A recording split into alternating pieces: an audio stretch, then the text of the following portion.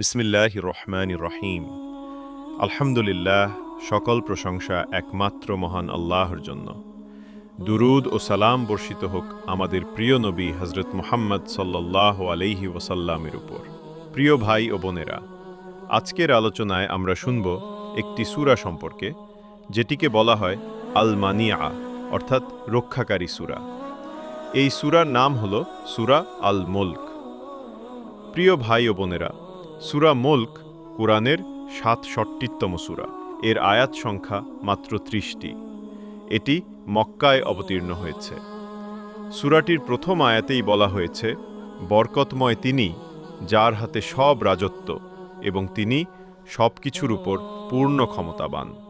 এই সূরার মূল বিষয় হল আল্লাহর কুদরতের নিদর্শন, আসমান জমিনের মালিকানা এবং কাফেরদের জন্য সতর্কবার্তা। এবার আসুন আমরা একটি হৃদয়স্পর্শী ঘটনা শুনি। একজন সাহাবী ছিলেন, যিনি প্রতিদিন রাতে ঘুমানোর আগে সূরা মুলক তিলাওয়াত করতেন, এবং এটা তার জীবনের অভ্যাসে পরিণত হয়েছিল। একদিন তিনি ইন্তেকাল করলেন। তাকে দাফন করার পর আশেপাশে দাঁড়িয়ে থাকা সাহাবারা বিস্মিত হয়ে গেলেন, কারণ তারা স্পষ্টভাবে শুনলেন কবর থেকে সূরা মুলকের তিলাওয়াতের সুর ভেসে আসছে। তারা দ্রুত দৌড়ে গিয়ে নবী করিম সাল্লাল্লাহু আলাইহি ওয়াসাল্লামকে এ ঘটনা জানালেন। নবী করিম সাল্লাল্লাহু আলাইহি ওয়াসাল্লাম তাদেরকে বললেন, এটি হলো সূরা আল মুলক।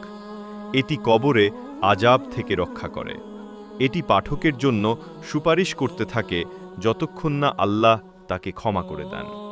ভাবুন তো, একজন মানুষ জীবিত অবস্থায় সূরা মুলক পড়তে অভ্যাস করেছিলেন, আর মৃত্যুর পর কবরের ভেতরেও সেই সূরা তাঁর সঙ্গী হল। সুবহানাল্লাহ। প্রিয় ভাই ও বোনেরা, সূরা মুলক নিয়ে বহু হাদিস এসেছে।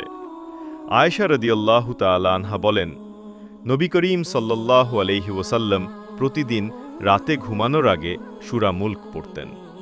রাসূল সাল্লাল্লাহু আলাইহি ওয়াসাল্লাম বলেছেন, সূরা মুলক কবরে আযাব থেকে রক্ষা করবে।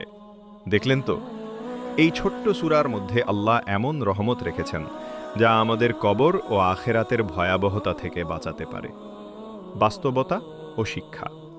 আজ আমরা অনেক সময় পাই মোবাইল, ফেসবুক, ইউটিউব, গল্পগুজব, আড্ডায় ঘন্টার পর ঘন্টা কাটিয়ে দিই।